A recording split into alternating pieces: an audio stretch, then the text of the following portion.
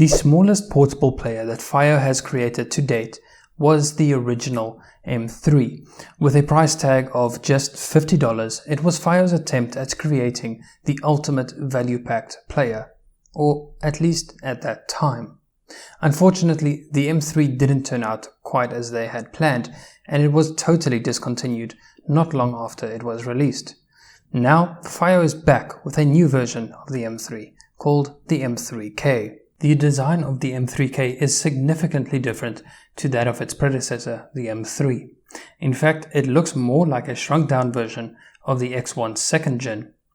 The front houses a large black panel that is comprised of the 2-inch IPS display and the numerous capacitive buttons. However, unlike the X1 2nd Gen, the M3k does not have a rotational touch panel. Instead, this time round, we've got an area which is reserved for some form of vertical sliding or scrolling. The other touch buttons include a skip forward and back button, a return button, and a menu button. Along the bottom edge is where we find the micro USB charging and data port. I'm not quite sure why FiiO decided to use a micro USB port rather than a Type-C port, as they've been doing a good job bringing this new standard to the rest of their latest devices. In the middle is a micro SD card slot, and just to the right of that is a 3.5mm single-ended output. I must admit that I quite like this large gold connector thing that they've got going on recently. We first saw this on the Q1 2nd Gen, and it's also made an appearance on another new release, the M9.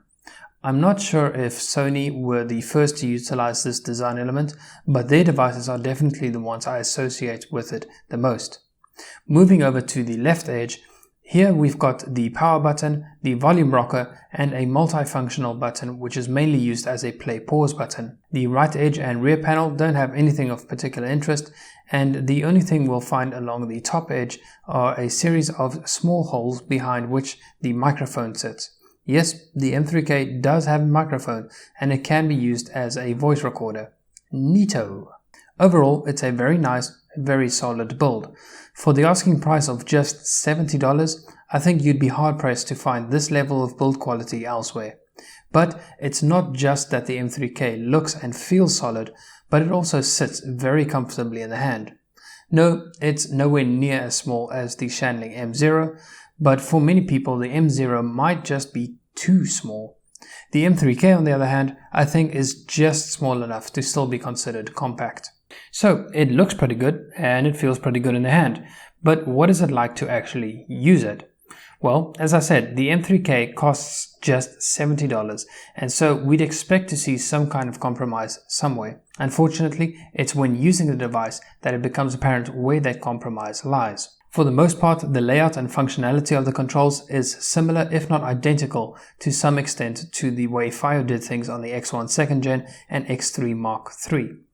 But instead of the rotational scroll area, the new vertical scrolling thing just doesn't work too well for me. It's not a matter of the actual hardware being glitchy, that part actually works quite well. But where I'm having issue is how it and the functions of other buttons integrate with the UI. You see, hardware controls are supposed to be the middleman between the user and whatever is on the screen. Moreover, the purpose of a button should remain constant, or if the function of a button is meant to be contextual, then it should at least not prohibit a more important function. What would make a device like the M3k easy and intuitive to use is when your hardware control layout and functionality is done in such a way that the user doesn't even have to think about it. So, when it comes to the controls of the M3k, things can be rather unintuitive, and it just shows that FiiO really have not thought this device through as much as I feel that they should have. It's not a case of it being littered with software bugs either. In that regard, it actually feels pretty darn stable. But as far as the overall user experience is concerned, things feel just a little rushed. And it reminds me of all the complaints I had about their old devices and how the software was the Achilles heel for those devices. Starting on the home screen, the various options and icons are laid out in a horizontal fashion, which is the complete opposite to the vertical scrolling orientation of that touch panel. Once you get into any of the options, then it's alright. because all of the lists are organized in a vertical manner, in which case the vertical scrolling panel makes sense. But now we start seeing a bunch of other irregularities.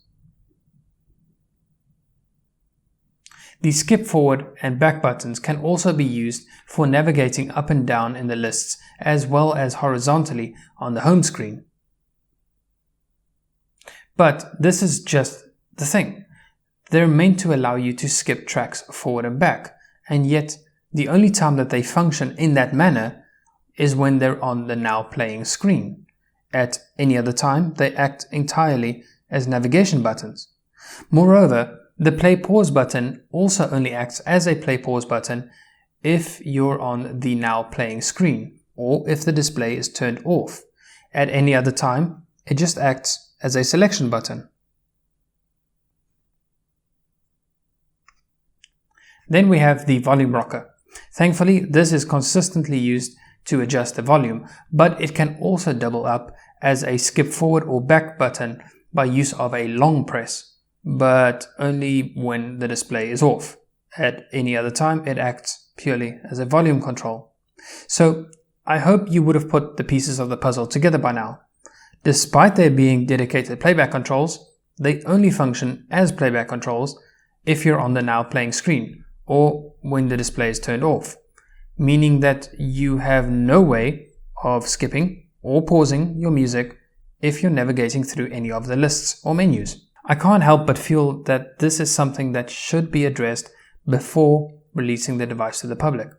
Again, I know this device only costs $70, and maybe with prolonged usage a person would become used to the way things work with the M3k. Because of that affordable price, if the M3k happens to be a person's first dedicated music player, I just really hope that they don't end up abandoning the entire hobby out of sheer frustration with trying to navigate this particular device.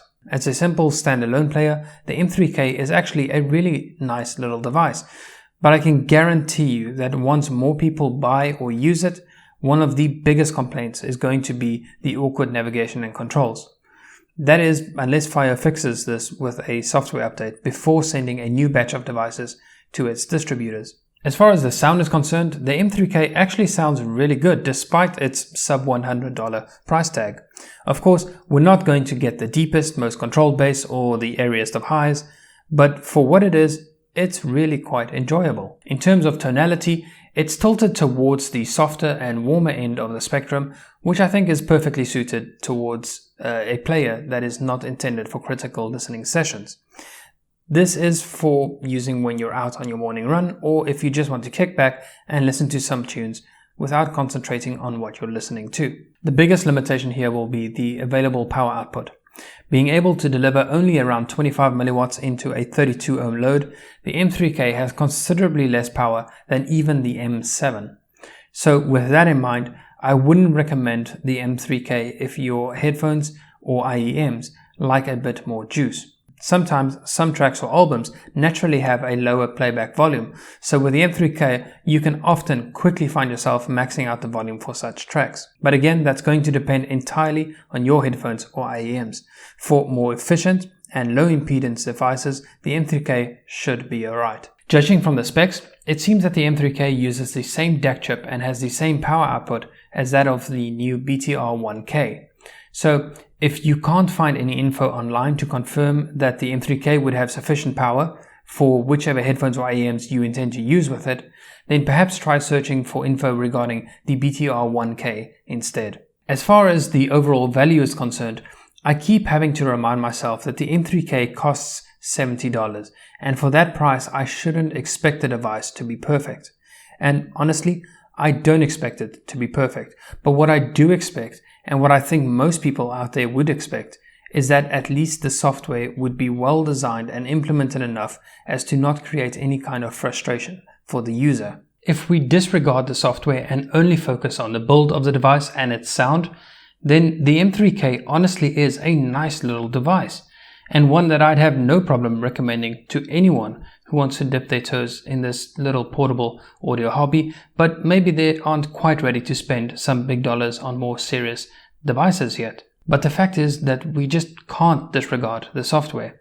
A device can have the most amazing hardware ever, but if it's crippled by the software, then the entire device is of little more use than just a paperweight. My humble recommendation would be to rather spend a little more and get something like the Shanling M0.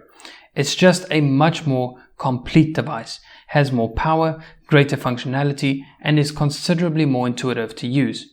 Or, if the M0 doesn't quite do it for you, then wait a little longer and check out FiiO's M6 when it comes out in the next few weeks or so.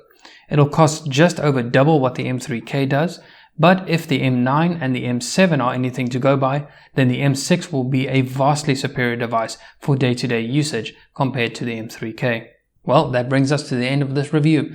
Thank you so much for watching. As always, any questions or comments, leave them down below. Please hit that like button if you found this useful, and do consider subscribing. That's all from me for now, and I'll catch you in the next one. Cheers.